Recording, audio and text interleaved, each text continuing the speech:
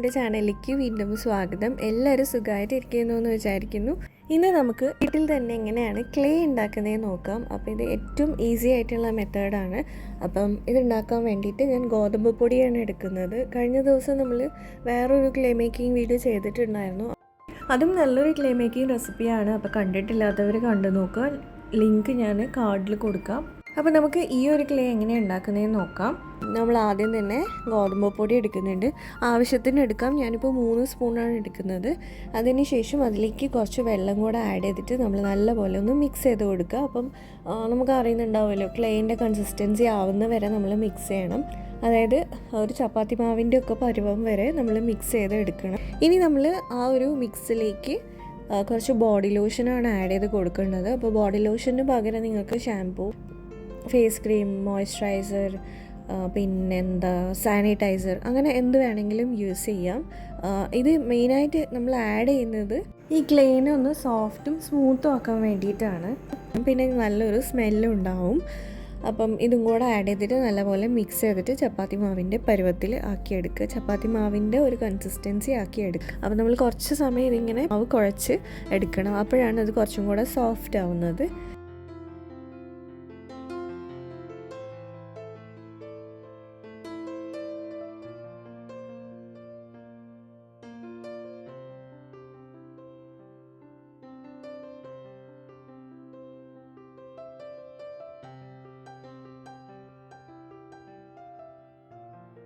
അപ്പോൾ ഇതേ നമ്മളുടെ ക്ലേ ഇവിടെ റെഡി ആയിട്ടുണ്ട്.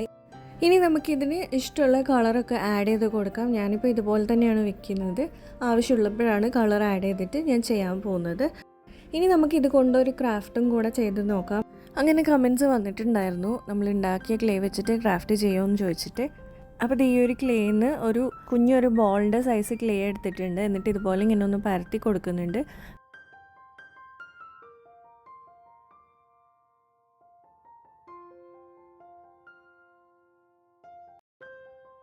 പിന്നെ ബോട്ടിലിൻ്റെ ക്യാപ്പ് വെച്ചിട്ട് ഒന്ന് റൗണ്ട് ഷേപ്പിൽ കട്ട് ചെയ്തെടുക്കുന്നുണ്ട്.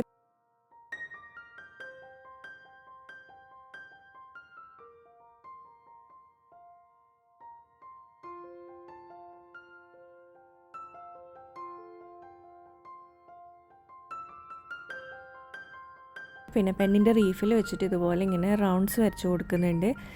അതുപോലെ ഉള്ളിൽ ഒരു കുഞ്ഞു ക്യാപ്പ് വെച്ചിട്ട്, ബോട്ടിൽ ക്യാപ്പ് വെച്ചിട്ട് ഉള്ളിൽ ഒരു കുഞ്ഞു റൗണ്ട് കൊടുക്കുന്നുണ്ട്.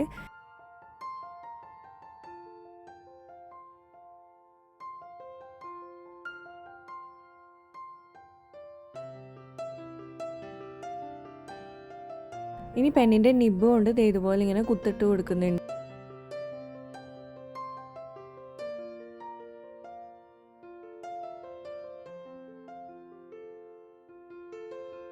പിന്നെ ഒരു കമ്പി എടുത്തിട്ട് ഇതുപോലെ ഇങ്ങനെ ഒന്ന് വളച്ചിട്ട് ഹുക്ക് പോലെ ആക്കിയിട്ട് ഇതും കൂടെ ആ ഒരു റൗണ്ടിൽ ഒന്ന് ഫിക്സ് ചെയ്ത് കൊടുക്കുന്നുണ്ട്.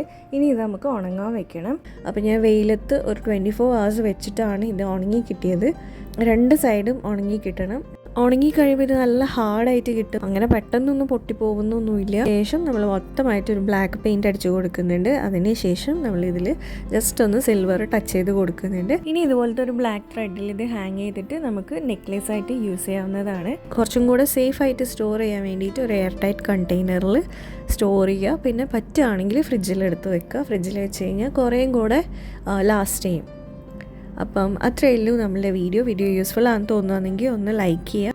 പിന്നെ ചാനൽ സബ്സ്ക്രൈബ് ചെയ്യാതെ കാണുന്ന ആരെങ്കിലും ഉണ്ടെങ്കിൽ പ്ലീസ് ഒന്ന് സബ്സ്ക്രൈബ് ചെയ്ത് സപ്പോർട്ട് ചെയ്യുക. അത്രയേ ഉള്ളൂ നമ്മളുടെ വീഡിയോ. നമുക്കിനി നെക്സ്റ്റ് വീഡിയോയിൽ കാണാം. അതുവരെ